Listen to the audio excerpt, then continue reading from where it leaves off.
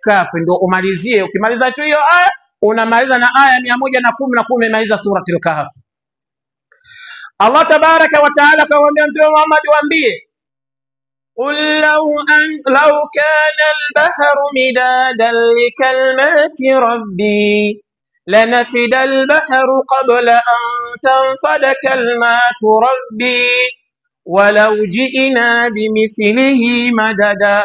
Waambie ewe Muhammad, lao tungelijalia sisi tukalifanya bahari ni wino wa kuandika, ukawa ni ink, unaandika manufaa yaliyoko ndani ya Qur'ani, elimu iliyoko ndani ya Qur'ani, fawaidi zilizoko ndani ya Qur'ani, mambo mengi yaliyofichikana ndani ya Qur'ani, basi bahari ile ingelikauka kabla kumaliza elimu iliyoko ndani ya Qur'an.